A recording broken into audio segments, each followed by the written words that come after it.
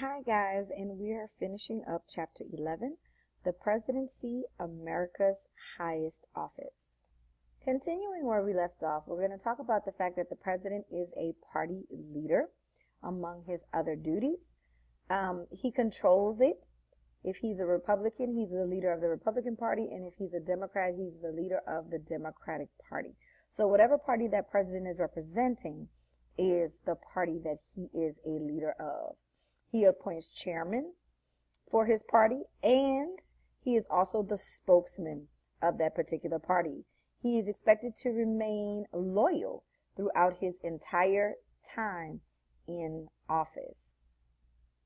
Continuing with the presidential duties, with those duties also come restrictions. It's very important to know for test purposes that the tenure or the term for a president is 4 years.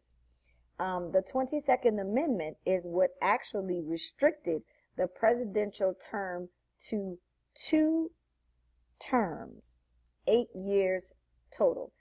Before then, there was no restriction. A president can serve as many years as they wanted to, as many terms that they wanted to. But the 22nd Amendment went ahead and restricted that. Very important to know that a president can only serve 2 terms. They don't have to be consecutive, meaning back to back. But a president can only serve 2 terms. They can only be in office for a total of 8 years. When it comes to the system of checks and balances, impeachment is considered to be the ultimate check on the president, because what you're saying is, even though the president is the highest person in the land, the most important, he can be taken out of office through impeachment. The only 2 presidents that have been impeached are Andrew Johnson and Bill Clinton. Very important to know these 2 names. Very important to know that impeachment is the ultimate check on the president. Both are test questions. Impeachment is criminal charges that are filed against a president. However, it does not mean that the president will be removed from office. Okay? These charges are being brought against you. The president goes to trial, and depending on the outcome of the trial, the president may be removed from office. So even though Bill Clinton had charges that were brought against him and was impeached, he was not removed from office. Okay, so it's very important to know and understand that. Continuing with presidential oases and getaways, we're going to talk about Camp David. It's very important to know, this is a test question, that it was created by Roosevelt and he was the first person to use it.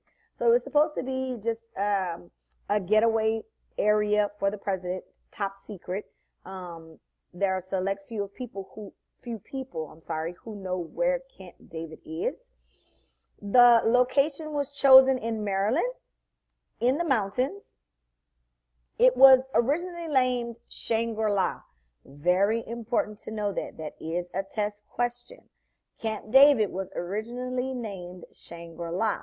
However, it was renamed by President Eisenhower in honor of his grandson David.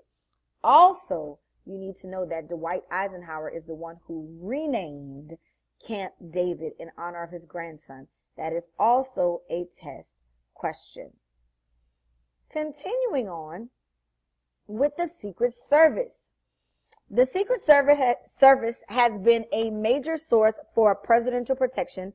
It was established in 1865. Very important to know that it was originally established to stop counterfeit money. So that was their job, finding and stopping the counterfeit of American currency. However, after the assassination of President McKinley, Congress made the Secret Service assigned them to protect the president. And I told you guys that up until recently, the Secret Service is supposed to protect the president for the rest of their life. It was changed before Obama got into office, and Obama changed it back when he did get into office. So he will have lifetime protection from the Secret Service. Continuing on with executive organization, government through the president, how he governs. It is carried out through three major levels of his bureaucracy. Three major levels. Very important to know. This is how the president runs the United States of America. You have the executive office of the president that was established as a result of the Brownlow Report of 1939. And we'll talk about that more in class. Very important to know that that is a test question. The executive office of the president is made up of the White Offices and his different agencies. The cabinet department. There are 15 cabinet offices. Test question. How many cabinet offices are there? 15. They assist the president in his constitutional duties. So you have different cabinets. There's one for education. There's one for trade. There's one for health and drugs. There's a lot of these different cabinet departments that the president is over. And all of those department heads help him to run the United States. And he also has a number of service agencies. He has more than 50 administrative agencies that help him to manage different things. So the three major levels, executive office of the president, cabinet departments, service agencies, all those help the president to run the United States. Very important to know that there are 15 cabinet offices, and the EOP was established by the Brownlow Report of 1939. The vice president, the main thing to know here, listed in the Constitution are the duties of the president. He's the president of the Senate, and he will accept the duties and powers of the president if he is unable to perform them, if he is impeached, removed from office, or he dies. Test question. The first person to die in office was William Harrison in 1841, and no one knew what to do. This is why the 25th Amendment came into play. And what the 25th Amendment does is it outlines the process for filling the vacancy of the president. It tells you the order. If the president dies, then the vice president becomes president. If the vice president dies, then you have the Speaker of the House that will rise up and take on the duties of president, and so on and so forth. Okay? They keep going. Just in case something would happen, they have that into place. So very important to know about the 25th Amendment, what it does, and that the first president to die in office was William Harrison.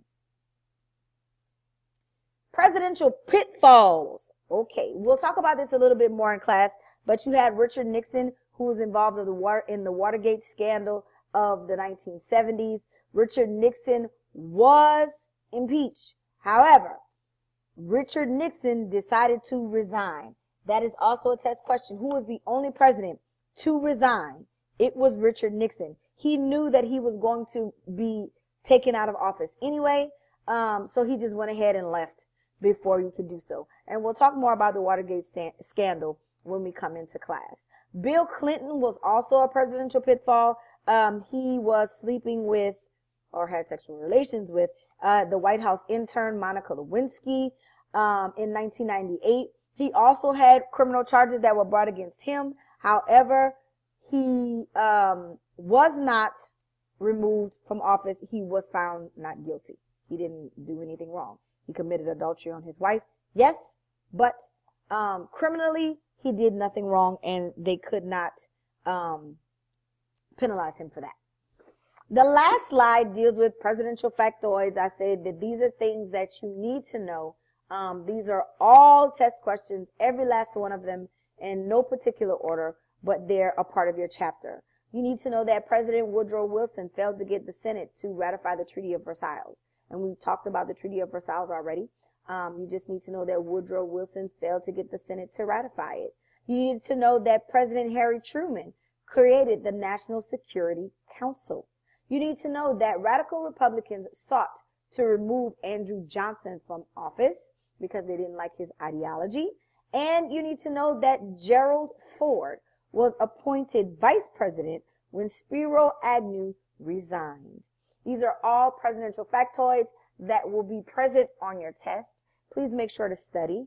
Rewind this video if you need to get any new information, or if you need a pause and just kind of get a review, write your notes down, do what you need to do.